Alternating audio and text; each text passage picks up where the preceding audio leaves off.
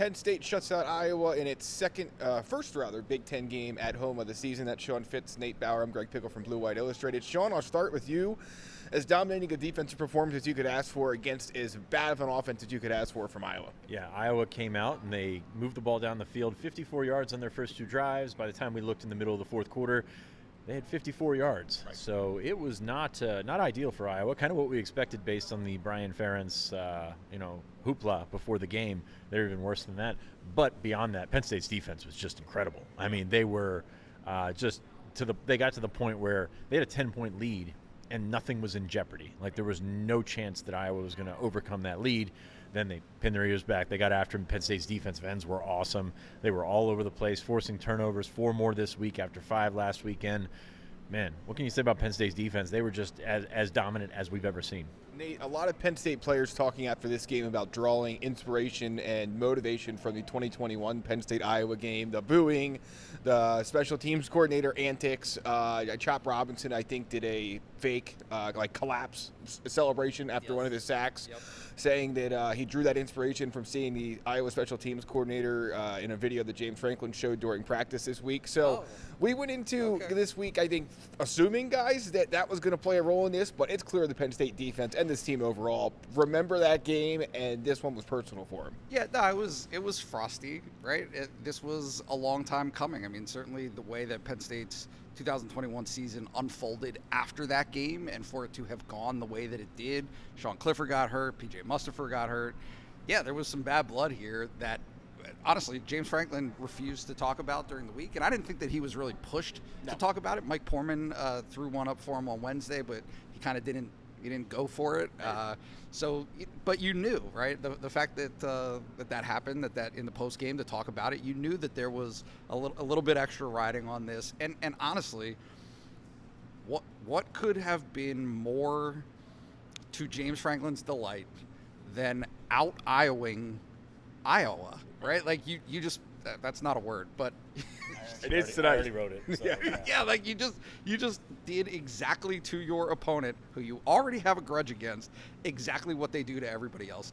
It was a masterful troll job to Iowa's football program, and Penn State pulled it off pretty perfectly. Sean, I asked Nate last week if the way Penn State played against Illinois changed the way he thinks about this Penn State team. Does the way they played tonight change anything about your season outlook for these guys moving forward? Not particularly. They still need to be more explosive, but they looked deep a couple of times, but it just wasn't there, and they were able to sit on it.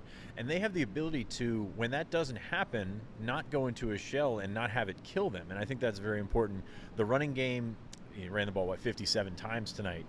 Was 95 plays overall, I believe. Yeah, over 3/4 of possession. I don't know that I've ever seen that. That's just unbelievable. Right. So they have the ability to do it in multiple ways, and the way that they did it tonight was kind of sat on the ball, used the tight ends, used the running backs, used pretty much everything at their disposal. Didn't have to have a big game from the wideouts, and I mean they kept Iowa at arm's length. Iowa kept trying to swing at them. It just could not reach Penn State, and they were just that much better, that much more dominant, and you don't see that all that often with a Power 5 Big Ten school. You can see it against an FCS team and think nothing of it, but to do it against a Big Ten opponent, I mean, that's pretty special right there. Yeah. Nate, I'm going to give you the last word as soon as these ATVs go by us here, but maybe he's going to go, maybe he's not, I'm not sure. But we're into the last week of September here, surprisingly, and I think obviously that Penn State is, of course, a team that is pretty much right where everyone thought they were in terms of the wins, but just in terms of this game itself, your final thoughts? Yeah, no, they're where they are in terms of the wins. I do think that if we're going to start down the rabbit hole of comparing them to other good to great Penn State teams that James Franklin has had, right? So 2016, 2017, 2019, and even last year, right? All of those teams had certain identities and then also things that they couldn't do offensively.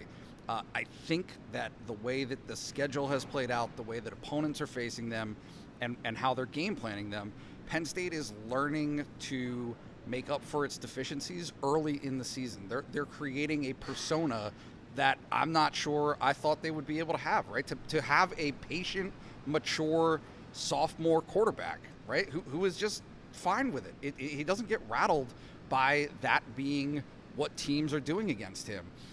if you can do that, you can have running backs who, right, again, the running backs really haven't gotten going yet. Like, they're still not doing what they do. So to have that as your baseline and your foundation with a defense that is nuts and can be as good as this one can be, it just bodes very well. I mean, it gives you it gives them a lot of potential, I think, moving forward this season. All right, we'll have more Penn State Iowa coverage at BlueWhiteIllustrated.com on late Saturday night, early Sunday morning, whatever it is. We'll talk to you then.